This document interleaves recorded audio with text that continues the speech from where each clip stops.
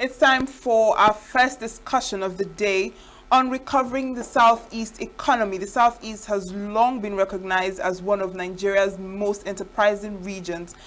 But in recent times, with a mix of insecurity and a host of other factors, it seemed to have slowed down the region's progress. And that brings us to discuss on how to recover the Southeast economy. And we have with us this morning Dr. Stanislaus Ukeje, who is an economist. You're welcome. Good morning. Thank you very much. I'm always excited to have you here. Really? Yes. Thank you. I appreciate your incisive question. Now, let's start with how you see the current state of the Southeast economy. What's your view of how the economy in the Southeast is looking like at the moment compared to how it used to be? At best, we can say it is stalled. But the reality is that it has degenerated. And you can see it when you move around. Everywhere you see a street, there are multiple shops. More shops than you have houses. And those shops, majority of them are sub-micro enterprises. Sometimes the wares they are selling is not up to 3,000 naira. It's a degree of misery. It shows the level of misery. So I can say that on the whole, the economy of the Southeast is miserable. Why? What led to us coming to this point where our economy is miserable, like you say? Lack of production. Lack of production. Enugu has coal. That coal is as far from Enugu underground. You can get to Inyi and you still get coal. You can get to Olo in Enugu from Nyama mine and you still get coal. From Ukeje, the Obara mine, you can get to Ukeje and you still have coal. And coal is a global product. China, United States, fire, coal. Incidentally, from open cast mining around Okaba, Dangote is exporting coal from Nigeria. So if you have your own stranded, while others are active, there is oil around the Zago. Elf used to have a concession there. They have discovered the oil, but maybe at the time they discovered it, they didn't consider it to be a commercial quantity. But given the needs of, say, Enugu, Ebonyi, Anambra, for energy from petroleum, no matter how small, it can serve the current purpose, installed. Now, if you come to manufacturing, the East Central State government, after the Civil War, or after the war, established East Central State Television, what has transformed now into Enugu State Broadcasting Service.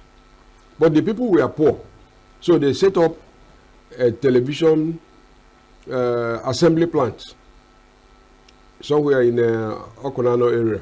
There's a street linking Amechi Street to Abani Road. I think it's called Monarch or so. I don't know what the actual name. There was an assembly plant there. Even the government set up a paint making industry because they were building houses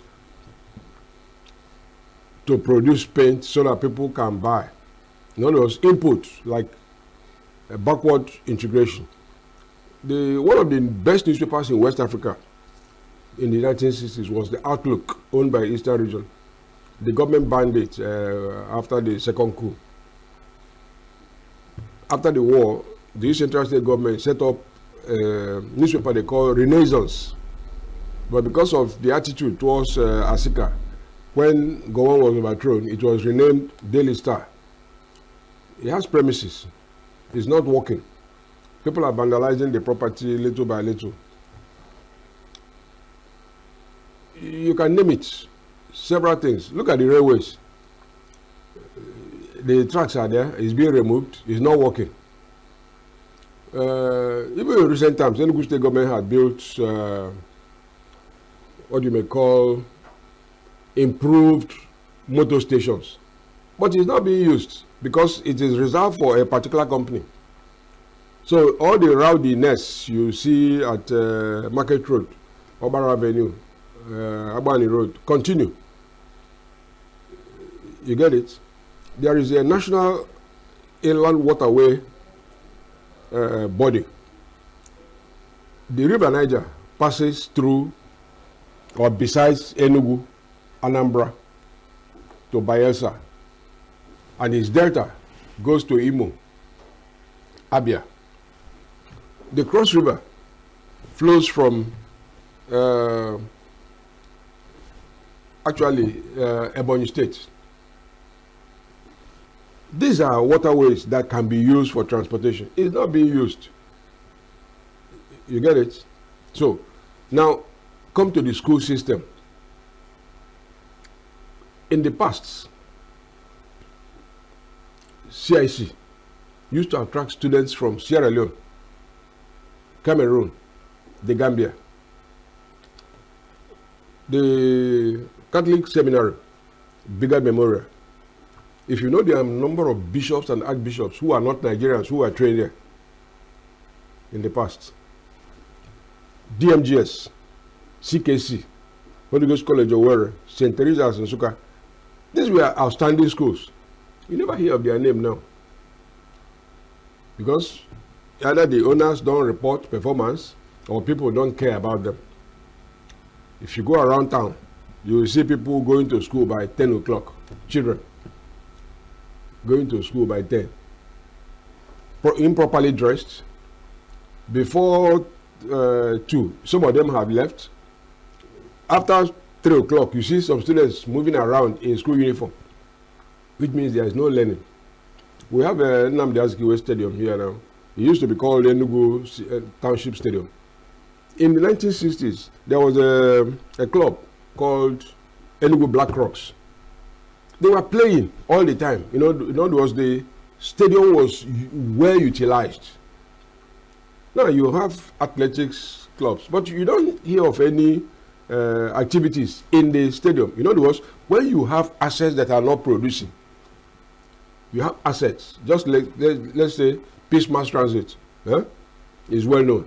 Let us say 80% of its traffic, rolling stock are parked. It cannot be performing well. So we are stalled in many areas, degenerating. Sorry to say that I went to one of the broadcasting stations owned by the government.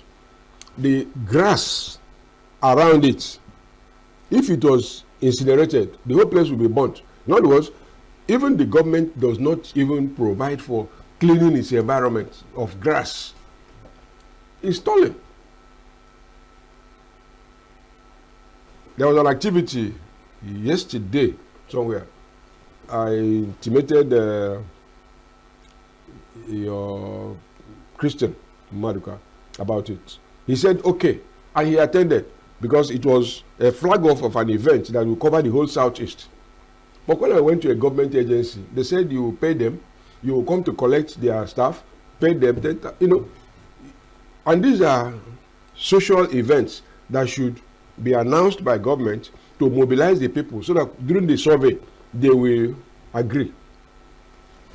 You go to a government hospital, what a trainee doctor should do is left for nurses to do. You bring a first patient. If you go to UNH, if you are the first patient in a clinic, a doctor, maybe a young doctor or a trainee doctor, will interview you critically and write an inception report, which will go to a senior medical officer, who, after reviewing it, may require that you see a consultant, that patient see a consultant first. But this is not happening. In other words, you have assets that are stalled, some degenerating. This is a sad situation. So who then should be held responsible, or who then should be blamed for this decline or degeneration in all these sectors or in all these areas? It is systemic Nigerian-wide, because people who assert themselves in the southeast are usually considered as rebellious. People from the southeast who assert themselves are considered to be rebellious. So the people who are promoted by forces from outside the southeast are people who you may call them blacklegs, or people who owe their loyalty to interests outside the southeast. You follow? For a long time, Rangers Football Club never won a title. But when they won it some years ago, the governor of the state invited the Sultan of Sokoto to come and take the cup. Maybe his personal friendship. Maybe when he was in the army, he was in Enugu and loved football. But that was no reason. One of the stars of Rangers was Christian Chukwu, late now, Emmanuel Okala. The Obi of Onitsha is here. Is here. He's a well-educated person. You didn't invite him. Rangers was looked on as a southeast-wide, in fact, eastern region-wide club. You didn't invite your neighboring governors. So you see, loyalty to forces that want to depress the southeast. And that's why you see this Nnamdi Kanu case. It's not that they may not have said something that is against the law, but people consider that the background to his emergence was important and that the law should look at it. You follow? Let's say you go to the office of the Inspector General of Police, you see staff officers, maybe there are 25. All of them are from the same national group as the Inspector General of Police. If you have a complaint that you want to see the Inspector General of Police, you must go through those people. If there are gate fees, you will pay it to them. If they don't like what you are saying, it will not be seen. You follow? So the problem in the South is that people who are representative of the people in their orientation and attitude are not allowed to come to office by forces outside the Southeast. Because if they do come, they are challenged as rebellious. It's a long-term thing. When Ndubisi Kanu was made military governor of Imo State, General Obasanjo came as head of state to visit. And Ndubisi Kanu listed a lot of things that needed to be available in Imo to make it start up. Before everybody, Obasanjo was very angry and told him, Mr. Man, this is what you are asked to come and do, and you are listing the problems to me. Both of them were soldiers. Of course, Obasanjo was senior to Ndubisi Kanu, even in the old Nigerian army. But they fought each other in the Biafran Nigerian war. But Ndubisi Kanu showed courage. He said, you have created this state. Good. There are certain things we need. We can't get it from our pocket because the federal government has taken over all resources for production. The Land Use Act gives it asset. The Mineral Act, it takes all the mineral, And even now, the federal government has taken over taxation. People are watching. The government says, if we find unexplained income or flow into your bank account, they will tax it. And it's the federal government that has the capacity to tax. Let us assume now that somebody watching this television consider you to be quality and say, oh, I'm giving you $50,000 to train yourself in this area, that you will pay virtually $48,000 as fees. You will use the balance to buy materials online. The Federal Inland Revenue can take $30,000 from that, and you will need to write letters, swear affidavit before. Even if they agree, they won't give it to you that year. That is an overreach. So, apart from the stalling, the degeneration, these outside influences, over centralization of the federal government, removes initiative from people who are even capable of working. So is a multiple,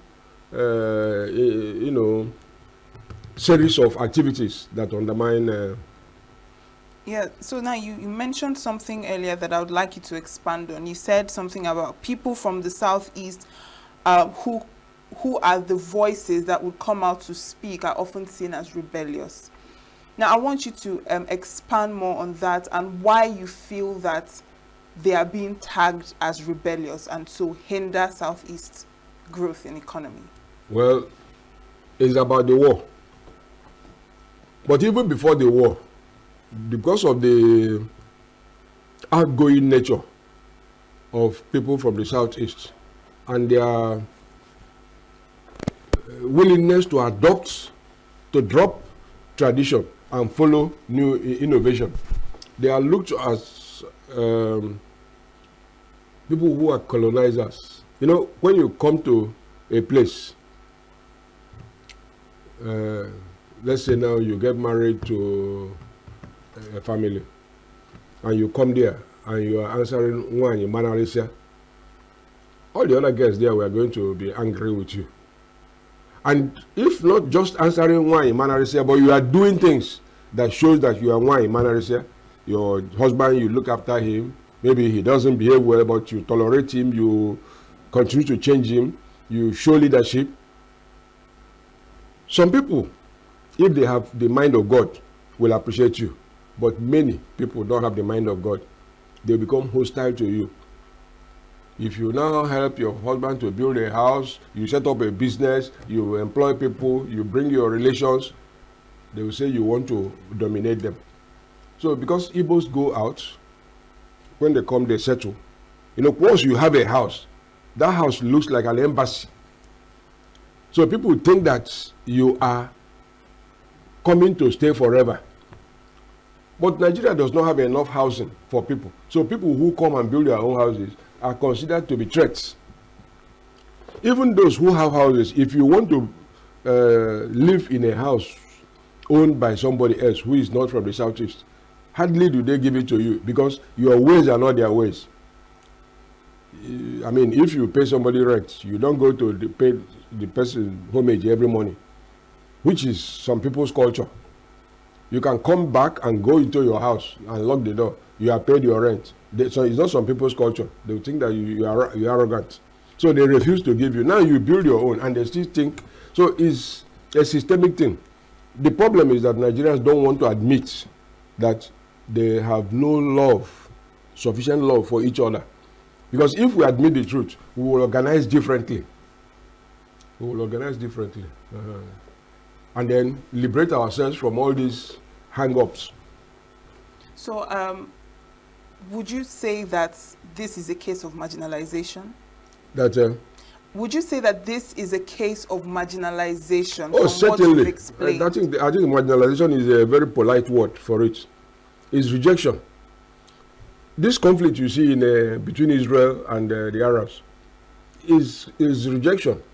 Because if the Arabs generally had accepted Israel as a state, there will not be the war. It is originally the rejection of the creation of the state of Israel by powerful Arab countries that inspired the war since 1948.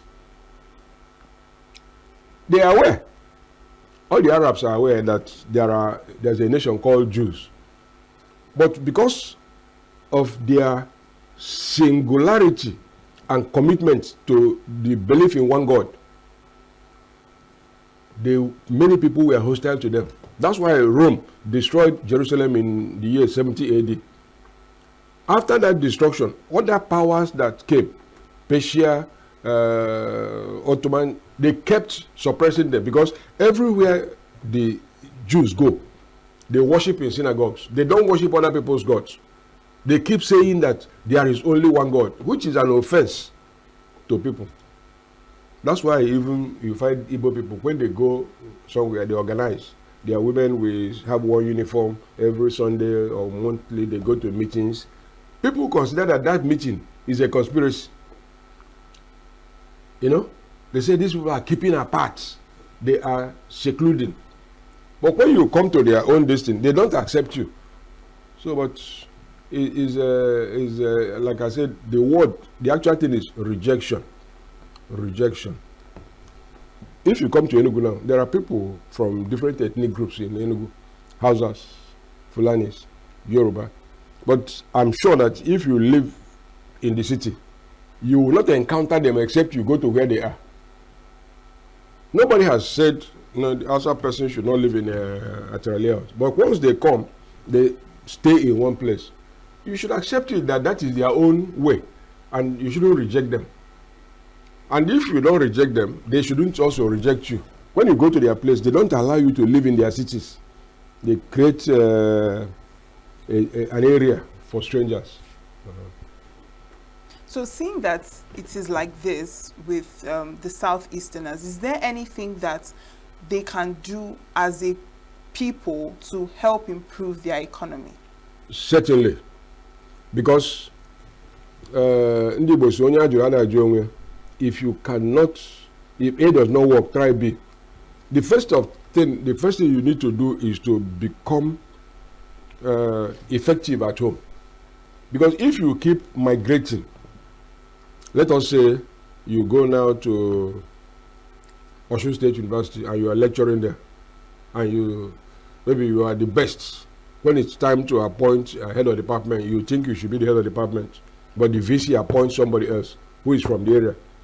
If you insist that you should be the head of department, it means you are not aware of the circumstances. They will, because their thinking will be that if you are that good, go back to your own state and prove your worth.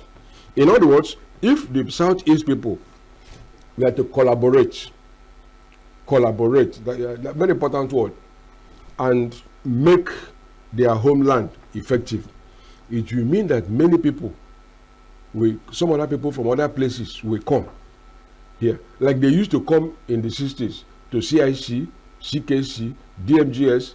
People from the Western region used to come here to study. Those who know the value of education, because their own free education was substandard. They were mostly what you may call JS3 school now. They were called modern school. They were not well funded. So people brought their children here to come and study. St. Patrick's, Calabar, St. Mary Nol of Goja, they were outstanding schools. If we repeat that measure, the co-corporation, the railways, it doesn't have to be federal government establishing a railway. You follow? Adeleke, the governor of Osun State, and his family, they lived in Enugu because their father worked either in the co-corporation or railways, and they were able to speak Igbo. And people are hostile to them in their place because they can speak Igbo. Davido, he says his mother is Igbo. I don't know whether it's true. One person who ran for office in Lagos State, his mother is Igbo. They are hostile to him. But like I said, you don't need to be angry. You need to accept people the way they are. If people don't like you, say yes, come back. Do those things you are doing well. People will come to your place, benefit from you, and then go back and tell their people that these people are good. Then you earn respect. Actually, respect is earned.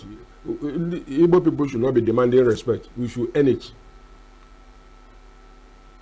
They knock down one person's house in Lagos, another person is building again. They say, these people, do they have sense?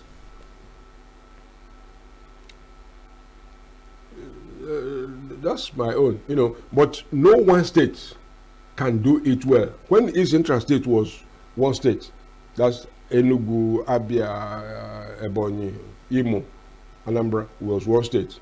Although there were frictions about tribes and factions, but the government was more effective because the area of operation was larger. When the first Anambra and Imo state were created, they were more effective too because they were larger. But now that you have states, even if you create more, the states should cooperate. If you are building a rail line from Enugu to Onitsha, the two states can cooperate. You are building from Onitsha to Owerri, the two states can cooperate and do it over time. You can establish outstanding schools. Go back to the model that Zik and others introduced and say, look, government will remove itself from direct ownership and management of schools, primary and secondary. Those who are invested in schools, who will subsidize to a margin.